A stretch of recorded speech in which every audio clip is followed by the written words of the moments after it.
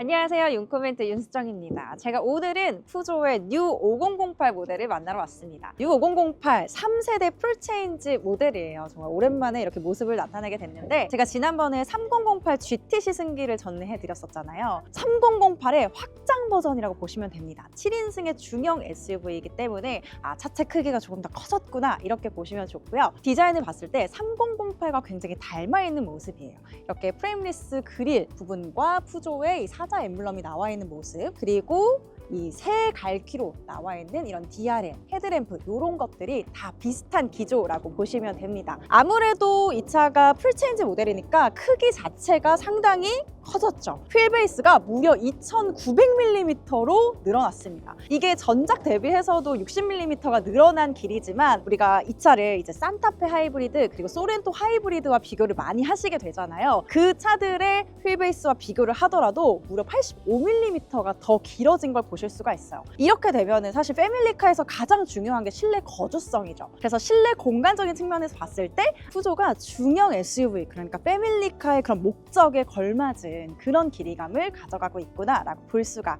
있습니다. 자, 그리고 후면부도 이 차량이 전시 차량에서 지금 램프가 보이진 않지만 3008처럼 두 갈래로 나와져 있고요. 그리고 푸조의 레터링, 5008 레터링, 그 다음에 아래쪽도 3008에서 봤었던 이렇게 투톤 컬러로 적용이 된 걸 보실 수가 있죠. 자, 그러면 트렁크 공간도 한번 볼게요. 전동인데? 전동, 그렇지. 이렇게 올라. 쟤만 전동인가 보다. 쟤는 GT인가 보다. 띠로리 알리르 트림은 전동식 트렁크가 안 들어가나 봐요, 여러분. 아까 GT에서는 이렇게 전동식 트렁크 버튼이 있었는데 여기는 없네요. 2열과 3열 공간을 폴딩을 했을 때 이 차는 2232리터의 적재 공간을 보여주게 되는데요. 제가 한번 접어볼게요. 자, 이렇게 접었을 때 공간 자체는 사실 충분한 공간이라고 생각이 들어요. 왜냐면 산타페 하부랑 소렌토 하부랑 비교했을 때도 사실 소렌토 하부보다도 2, 3열 공간을 접었을 때 그 적재 가능한 용량이 더 크거든요. 근데 이제 한 가지 아쉬운 점은 트렁크에 실어야 하는 짐들이 좀 많잖아요. 근데 이 높이가 너무 높아요. 턱은 여긴데 지금 한 단이 더 올라와 있는 느낌이라서 무거운 짐을 실을 때는 힘을 가해서 실어야겠다 이런 생각도 있고요.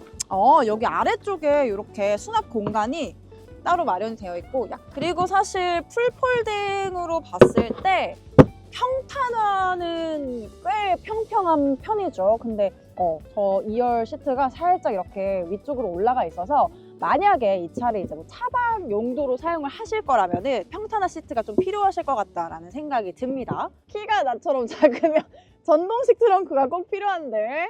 네. 자, 제가 시승한 모델은 오늘 5008 GT예요. 그래서 5,590만 원의 차량을 타게 되는데요. 제가 지금 보고 있는 차는 알리르 가장 기본 모델입니다. 4,890만 원의 차량이고요. 그래서 보시면은 21인치의 커브드 디스플레이가 아니에요. 이거는 10인치의 디스플레이가 각각 계기판과 붙어 있는 모양새를 보실 수가 있고요. 그리고 전체적인 레이아웃은 3008과 동일하죠. 그리고 시트도 지금 만져보시면 여기가 다 약간 직물 소재거든요. 근데 알리르 좀 그래.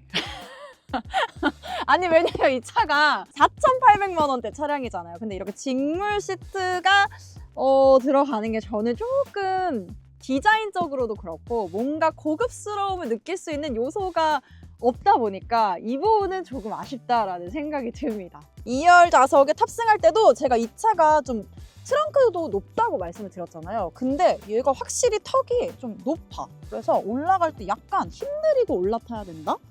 이런 생각이. 시트가 이게 맞나? 이게 너무 붕 떠 있는 느낌이거든요. 그래, 이게 육안상으로 봤던 그 느낌이 확실히 시트에 앉았을 때도 뭔가 이렇게 딱 시트에 앉으면서 착 이렇게 감기는 느낌이 아니라 뭔가 이렇게 좀 약간 좀 떠있는 듯한 그런 착자감이어가지고 그 부분이 저는 불편하진 않거든요. 근데 그냥 취향적으로 제 취향은 아닌 것 같습니다. 그리고 파노라마 썬루프를 이렇게 달아놨고요. 그래도 햇빛 가리개는 있네요, 여러분. 알리르에도 햇빛 가리개가 이렇게 되어져 있죠. 개별 통풍구랑 바람 세기를 조정할 수 있는 부분들이 있지만 알리르는 제가 알기로는 뒷좌석 열선도 빠져있는 걸로 알고 있습니다. 그래도 이 차가 3열 공간이 있으니까 제가 한번 탑승은 탑승은 해보겠습니다. 야, 들어가는 공간은 꽤 널찍하네. 아, 생각보다 넓네. 이 차가 휠베이스를 되게 길게 가져갔잖아요. 그러다 보니까 2열 좌석을 지금 기본적인 세팅이 되어 있을 때 무릎 공간은 하나 정도가 나옵니다. 그러니까 저한테는 여유로운데 사실 남성분들이 앉았을 때는 아마도 이렇게까지 닿지 않을까라는 생각이 들어요. 그냥 이 차는 뭐 어린아이들을 태우는 게 아니라면 굳이 3열 공간에 사람이 타는 거는 조금 힘들겠다라는 생각이 듭니다.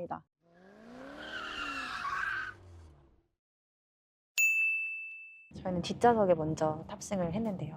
아까 리뷰할 때 되게 올라타야 된다고 했는데 지금도 약간 좀 버스에 타 있는 것 같아요. 버스 보면은 이렇게 시트가 층층이 되어 있잖아요. 그런 느낌이에요. 그래서 많이 올라와 있어서 사실은 이 차가 패밀리 SUV니까 좀 아이들에 관한 영상도 이제 프레젠테이션 때 막 나왔었거든요. 근데 이제 뭐 카시트를 타지 않는 아이들이 앉았을 때는 조금 발이 안 닿아서 시트 밑바닥이 안 닿아서 조금 붕 뜨게 느껴질 수도 있겠다라는 생각이 들어요.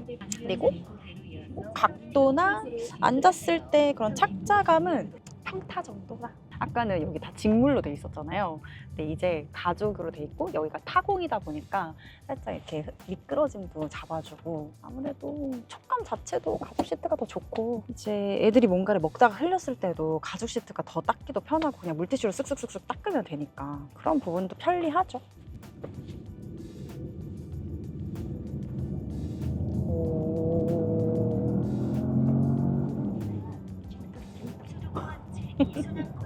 뒷좌석의 진동은 확실히 운전석보다는 어쩔 수 없는 것 같아요. 이 차가 그렇게 큰 휠이 끼워져 있는 건 아니에요. 19인치 휠이 끼워져 있는데 19인치 휠 정도면은 사실 외관상으로 봤을 때도 좀 안정적이기도 하고 노면에서 올라오는 소음들을 어느 정도 걸러줄 수 있을 만한 사이즈긴 하거든요. 근데 그냥 지금 고속도로에서 타보면 약간 노면에 홈이 파져 있는 부분이나 이런 요철들을 넘을 때 약간 이렇게 진동이 두두두두두 하는 감각이 허벅지를 타고 들어오고 이렇게 앞에서 속도를 막 내고 계신 건 아니거든요. 자, 이제 제가 운전대를 잡아봤고요. 일단 이 시승차 탔을 때 사실은 알리르랑 GT랑 너무 디자인적으로 차이가 있어요.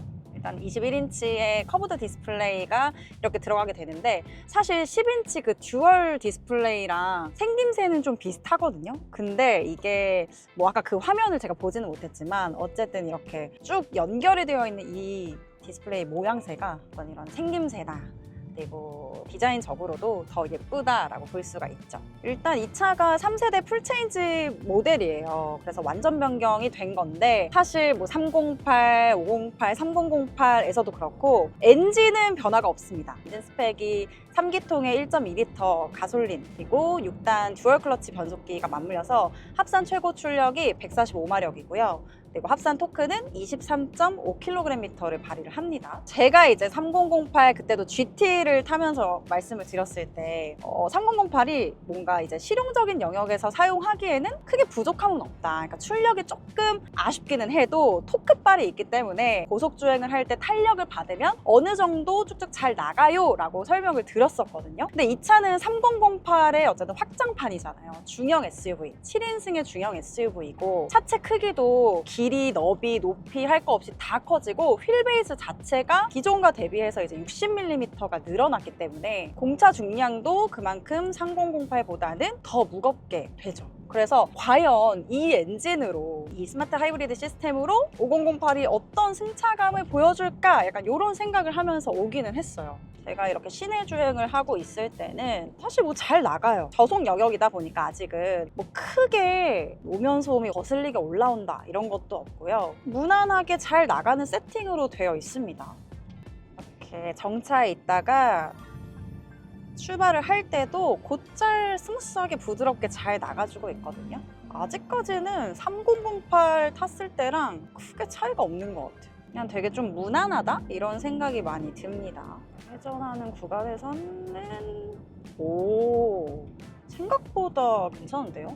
이 차가 어쨌든 차급이 커지면서 이렇게 회전 교차로나 회전 구간을 지나갈 때는 사실 롤링 현상이 동반이 되나 안 되나를 좀 봐야 되잖아요. 근데 크게 큰 흔들림이 없이 물론 막 제가 엄청난 속도로 돈 건 아니지만 큰 흔들림이 체감이 되지는 않아요. 지금 약간 고속 주행을 할 수 있는 상황이어서 제가 한번 밟아보도록 하겠습니다. 악셀레이터를 밟으면 부족해요, 여러분. 그러니까 이게 3008에서도 느꼈던 거지만 사실 3기통의 이 1.2L 엔진으로는 사실상 뭔가 중속에서 이 고속 영역으로 끌어올리는 힘은 좀 부족함이 체감이 돼요. 하지만 이 차가 어느 정도 이제 주행의 탄력성을 받았을 때는 또 되게 여유롭게 나가주는 성향을 가지고 있거든요. 근데 생각보다 7인승 중형 SUV고 뭔가 차급도 커지고 그래서 되게 좀 차가 둔할 수도 있겠다라는 생각을 했는데 뭔가 엔진 스펙 대비해서는 그런 느낌은 전혀 안 드는 것 같아요. 제가 아까 앞에 이제 선배 기자들한테 물어봤을 때도 되게 잘 이끌어주고 나간다, 그러니까 토크가 좀 잘 밀어준다 이런 말씀을 하셨었거든요. 근데 그게 뭔지 알 것 같아요. 고속에서 어느 정도 속도를 붙여서 나갈 때 뭔가 차체 움직임이 거의 안 느껴지다 보니까 고속 안정성도 좀 되게 좋게 느껴지네요.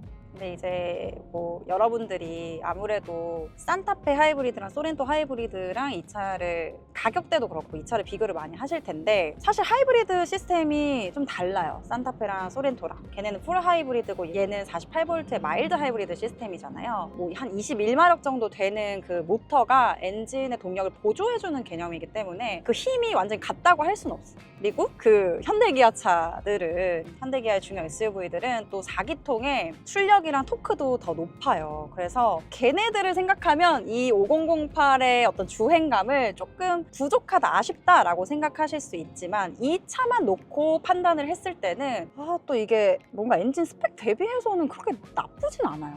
이 차가 뭔가 이 체급 대비해서 마냥 막 둔하게 느껴지지 않는 이유는 이 차의 서스가 이제 약간 쫀쫀함을 가지고 있어요. 이게 약간 그 푸조 브랜드 특유의 그 서스펜션 느낌이 있거든요. 마냥 물렁하지 않고 뭔가 이렇게 쫀득쫀득한 그 지점이 있어. 근데 그게 노면의 움직임을 막 마냥 물렁하게 잡아내는 게 아니라 차체를 잘 억제하려는 성향을 가지고 있는데 그게 되게 쫀쫀하게 이 차를 막 억제하려고 해요. 그래서 그 부분들이 뭔가 안정적인 부분을 느끼게 만들어주는 게 아닌가라는 생각이 듭니다. 차를 막 완전하게 민첩하게 운전할 수 있는 건 아니지만 그나마 이 차가 덜 둔하게 느껴지는 이유는 이 스티어링 휠 때문인 것 같아요. 푸조는 진짜 이 핸들이 아이코닉해. 이게 없었다면은 그냥 보편적으로 약간 산타페나 소렌토 하이브리드 모는 그런 느낌이었을 것 같아요. 진짜 아빠 차 타는 느낌이었을 것 같은데 그나마 이 핸들이 뭐 운전의 재미랄 것까지는 없지만 그 부분을 조금 만족시켜주는 부분이 있는 게 아닌가라는 생각이 듭니다. 파지하는 부분도 그렇고 생김새도 되게 재밌고 아마 푸조차 타시는 분들은 이 스티어링 휠을 좋아하시는 분들이 많으실 거예요. 사실 이 차의 가격이 이제 알리르가 4,890만 원 그리고 GT 차량이 5,590만 원이에요. 그래서 가격 정책으로 봤을 때 이제 여러분들은 어떻게 생각하실지 모르겠지만 저는 개인적으로 가격이 좀 아쉽다라는 생각이 들어요. 왜냐면 이 차의 기존 모델이 5천만 원을 넘지 않았었거든요. 산타페 하이브리드랑 소렌토 하이브리드가 아마 최상위 모델의 이제 풀옵션까지 다 하면은 한 5천 초반 정도가 나오겠죠. 물론 이 차들은 국산차고 푸조는 수입차예요.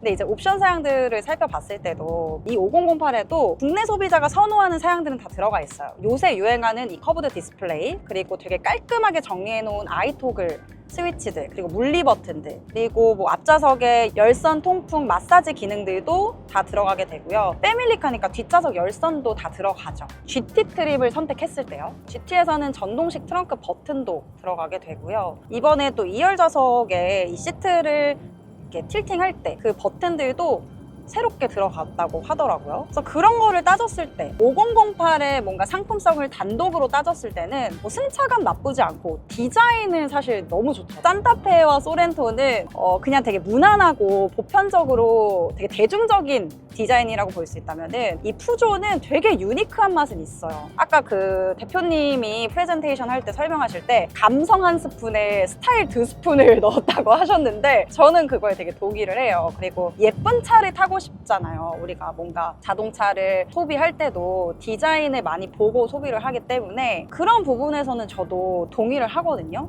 패밀리카의 관점으로 본다면 이제 이게 달라지는 거지. 패밀리카라면 디자인만 보고 막 예뻐서 살 수는 없는 거잖아요. 디자인, 거주성, 그리고 이 차가 가지고 있는 뭐 스펙, 힘, 뭐 트렁크 공간의 활용성 이런 모든 요소들을 다 살펴봐야 되고 거기에 이제 가격이 뭐 요 정도 선 됐을 때 이만하면 탈만하겠다라는 생각을 딱 갖게 되어야 되는데 그런 부분에 있어서는 이 5008이 조금 아쉽지 않나라는 생각이 들어요.